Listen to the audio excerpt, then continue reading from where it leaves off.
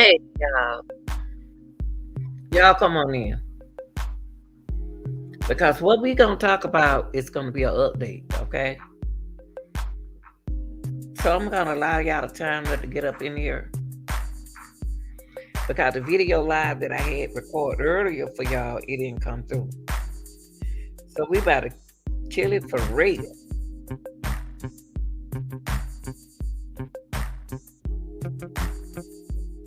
Now, people who haven't been watching and subscribing to the Real Deal channel, but you just do nothing but watch. Y'all need to subscribe to the channel so y'all can get the notification when I go live. I'm going live all day, y'all. So you still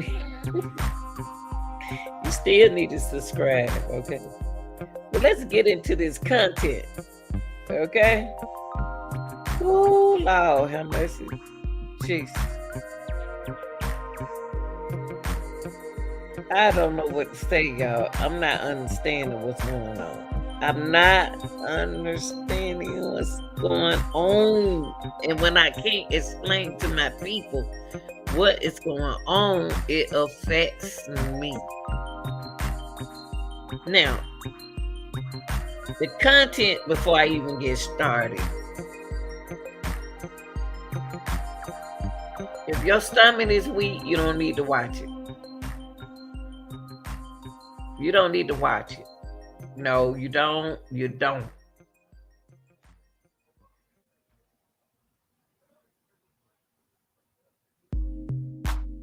Why these people? What's going on, y'all? Okay, let me go. Let me go and put out there. Let me turn the music up. Woo, Lord, I'm done. I'm done after the night. I'm gonna let y'all have it. I'm just for the night.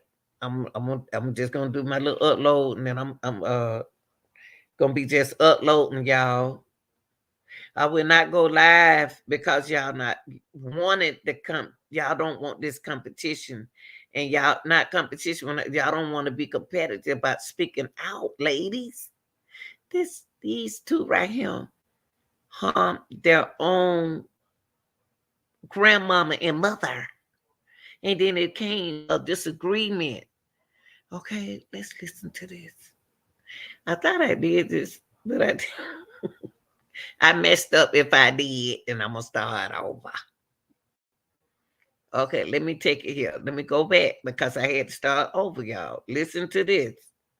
Just listen. Take you out to Prince George's County in Maryland. Of course, we're following a story there, and I want to put a tweet from our Fox 5 team as the Maryland mother and daughter have been charged in the murder of 71-year-old grandmother. Police say they found human remains in a trash bags in the basement and a chainsaw.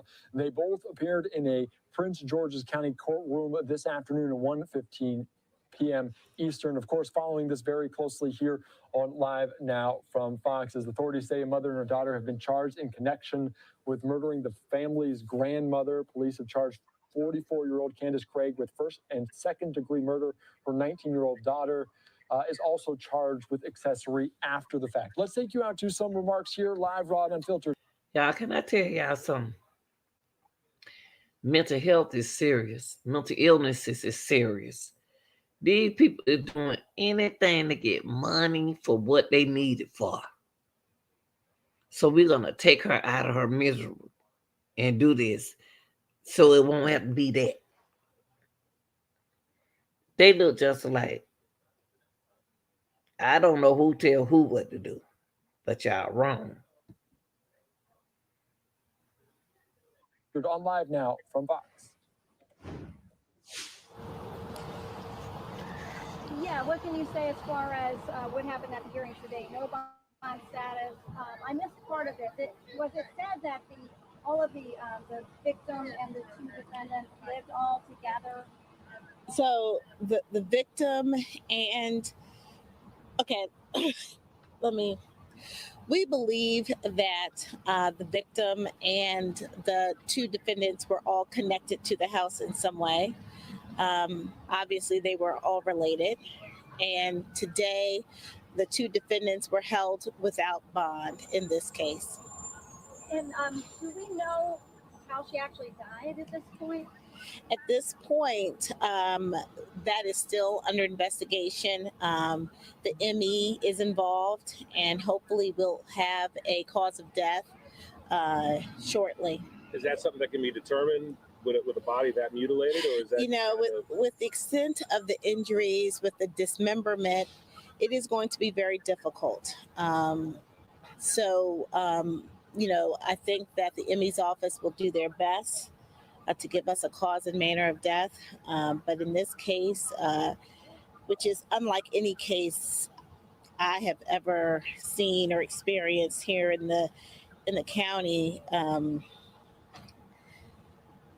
say it's disturbing is an understatement. It's horrifying.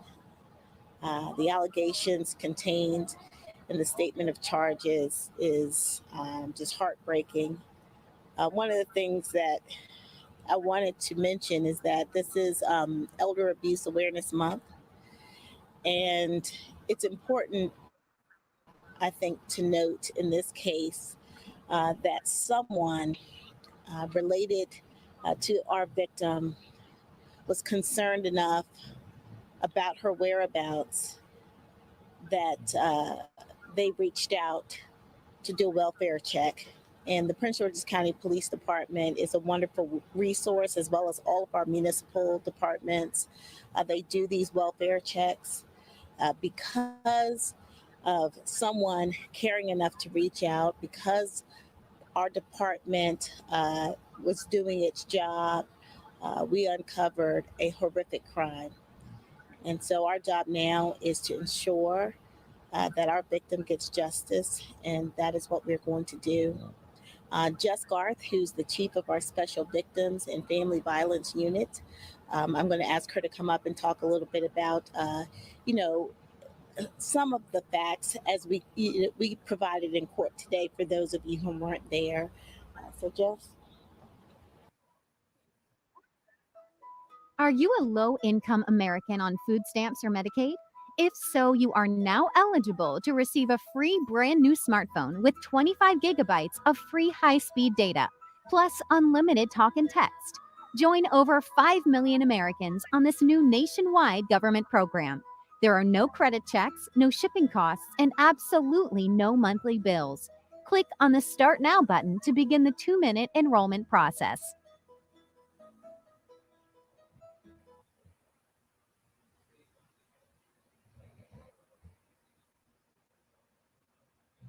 Can't go? Do this to clear out stuck poop fast. Fiber helps you poop, right? Nope. According to New York's top gut doctor, fiber just adds bulk and weight to poop. And that might sound like a good thing, but it's a lot like adding more cars to a traffic jam. Not to mention, the extra bulk from fiber can cause stuck poop to pile up and stretch out the bowels, which makes it harder to poop in the future. This creates a vicious cycle where stuck poop gets more poop to get stuck. And the longer poop sits in the colon, the more it compacts and dries out like a belly full of concrete. Eventually, it gets to the point where it's almost impossible to poop because there's so much stuck, dry poop clogging things up. At that point, doctors may try prescribing laxatives, but it's usually too little, too late. That's why some hospitals have special vacuums to remove stuck poop. But in more serious cases, doctors will simply resort to a gloved hand and a bucket. So, if you still believe that people with healthy digestive systems simply eat fiber all the time, they don't. And if you still think they're taking laxatives, choking down psyllium, or drinking lots of water just to poop every morning, they don't. That's not the way to unclog stuck poop. There's an easier way. And it's called the 7-second poop trick, created by Dr. Gina Sand, a top New York City gut doctor. Have you ever wondered why some people just never seem to have digestive issues? Because I can promise you, they're not following the high fiber diets you've been told to try. And they're definitely not drinking gallons of water every single day, living on yogurt, or taking probiotics. So, what's the solution? Dr. Sam served as the director of the very prestigious Mount Sinai Gastrointestinal Motility Center for several years in New York City. She was also among the very first doctors to investigate the link between the microbiome and excess weight, and one of the very few who specialize in solving constipation for good. And now, She's going to show you her 7-second morning ritual for a satisfyingly full release that anyone can do at home. So if you're feeling backed up, if you're feeling bloated and constipated, then go ahead, tap the button below this video to see Dr. Sam's 7-second morning ritual now while it's still online. It's like a pressure wash for your insides. It's going to get things moving again, clearing out your bowels, and you'll feel 10 to 15 pounds lighter almost instantly. Tap the button below this video to see Dr. Sam's 7-second morning ritual now.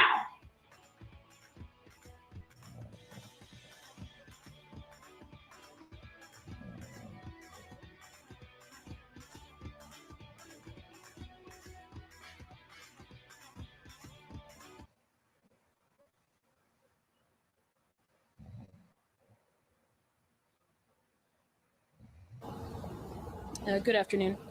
As the state's attorney said, somebody did come forward and contacted the police department and asked the police to do a welfare check. At the time that the officer arrived at the home, they were allowed to enter the home by one of the residents. In the basement, they uncovered the putrefying remains of the decedent in this case. They locked down the scene, they went and got a search warrant. And what they uncovered was, as the state's attorney said, one of the most disturbing crimes I think that this county has seen. At least, in recent times. It looks like there was some sort of a disagreement between Miss Craig and her mother, the decedent. Sounds like at that time she opted to take the life of her mother. And then after that, she and her daughter dismembered the body, we believe using a chainsaw, and then attempted to dispose of the parts of the body using fire on a grill and in a bonfire, according to the investigation so far. This is a case that's still under investigation. We do anticipate that we'll have additional facts that we develop along the way. If there are any questions, I'd be happy to try to answer them. Is there any guess as to how long she may have been died before the police were called? I don't know. There is some indication that the fire department was called out on May 27th to investigate one of the fires that was being used to dispose of the body parts. But further than that, I can't say. So at least almost like a week, I guess. Yes. Then, obviously, we've kind of gotten to recognize you a little bit because you've been involved with some pretty gruesome cases. Unfortunately, some pretty unfortunate stuff. And up there, you kind of talked about how this is one of the worst that you've ever seen. Can Yes. you add a little more context out here? Sure. Well, I talk a lot about domestic violence, and often it's in the context of intimate partner violence, but family violence is, just as much a part of domestic violence. And in many ways, we're talking about people who they are supposed to be protecting one another, caring for one another. When you're talking about your elderly parents as they get older, it's our duty as children to protect our parents. And certainly our duty to not murder them and then to dispose of them in such a gruesome way. When I think about this case, I think about how hard it is to actually dismember a human body. Some people have difficulty, even cooking food, dealing with things like raw chicken. And when you're thinking about a body and then burning it, it just it's very hard for me to think about, especially when you're talking about somebody who gave birth to you, who raised you. So, yeah. Is it safe to say you may never know how exactly she was killed? As the state's attorney said, our medical examiner's office is going to do everything that they can do. It is possible that some of the evidence was destroyed, that we may need to determine the exact, way that she was taken from us. But I think it's safe to say that this case will be ruled a homicide. Any update on the knife that was on the floor and then was missing when the police went back? I don't have any particular details. I do know a search warrant was executed. They collected many different tools, and they'll be tested for DNA and for blood as well. We heard from Jeff in court, but Madam State's Attorney, is this the most gruesome murder that you've seen in your time? Absolutely. On so many different levels. The fact that this was a mother, I don't believe I've had a case where a mother was killed by a daughter. And I certainly don't believe I've ever seen a case where a mother was not only killed by her daughter, but dismembered by her daughter and her granddaughter. So just the thought of people who are in your lineage, people who are supposed to be carrying on your legacy, being a part of your demise is almost unbelievable. And then not only but the death, but the dismemberment of the body being found in multiple bags. decaying in a home, I'm at a loss. Were these slightly different subject? Can I just ask one more? Were these like trash bags, gym bags, like? The information I have is that they were plastic bags, but I don't know the size at this time. Some sort of trash bag type thing. I would imagine. Okay. And was this home the grandmother's home? Yes. Baby K. Let's dig on it a little more. Yeah, I learned that sure. he was on probation potentially at the time of the alleged attack on the bus and thing in the district. Not registered in any school anywhere. It's also been determined. Should DJS have been supervising this child? If a child is on probation, should someone have been making sure he was kind of in school and living life? You know, because failure with DJS. knew you were going to ask that question. I think it's fair to say I've had a number of conversations with DJS, and as late as Friday, I've been in contact with the new Secretary of Juvenile Services. I think that DJS is, in many cases, overwhelmed, just like other agencies, especially public safety agencies. But we all have to do better because our young people have to be in school. Those who are on probation actually have to be supervised. And if they are supposed to be participating in programs, then they have to be accountable for participating in those programs. I think that there's a lot of work to be done at DJS. I think that, and I've spoken to the governor personally about it, and he's committed to looking at resources that we need to add to our Department of Juvenile Services to ensure that the services that they do provide are actually meaningful to the people who they serve. A lot of the services are really controlled at the state level.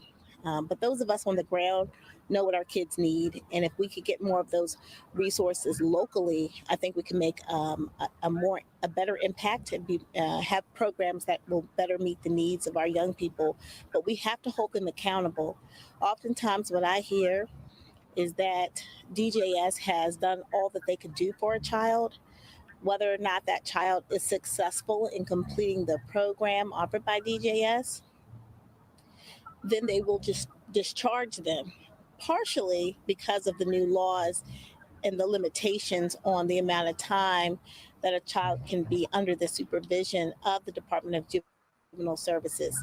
So I think in many ways, everyone has, I don't want to say failed, but everyone has probably gotten it wrong a little bit. So our state legislature, we're asking them to rethink and relook at some of the laws, especially the laws that speak to punishment or sanctions that a child can experience. Certainly rehabilitation is the goal of the juvenile justice system. And so we don't want to over-incarcerate kids, but some of our kids need more supervision, more structure, and some of them need to be confined for a period of time. And they actually have to show improvement. They just can't be discharged because the program timing has run out. You know, that's just not fair to the child. It's not fair to the community either. So there's a lot of work that we need to do. And DJS, I believe the new secretary knows that he has a lot of changes to make. So thanks. Thank you.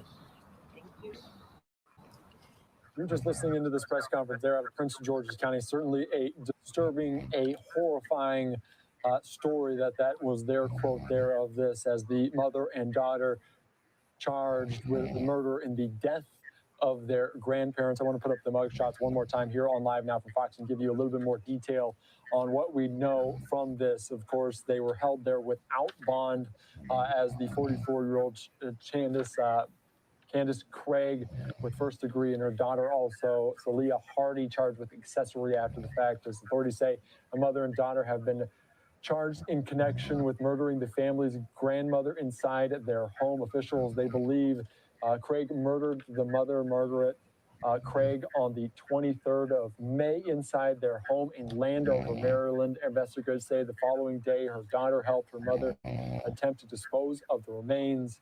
Certainly very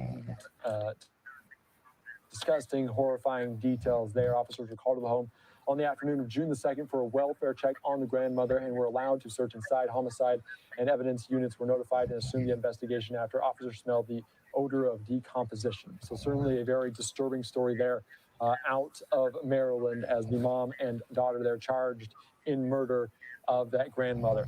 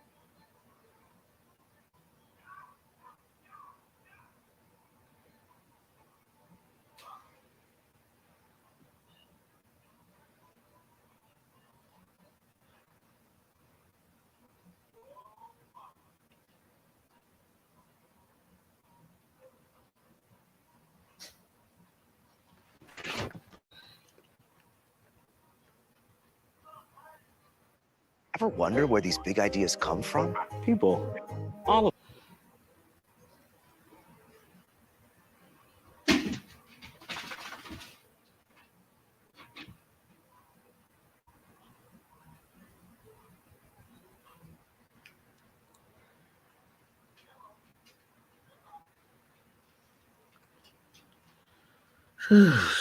Don't tell me I won't sleep again.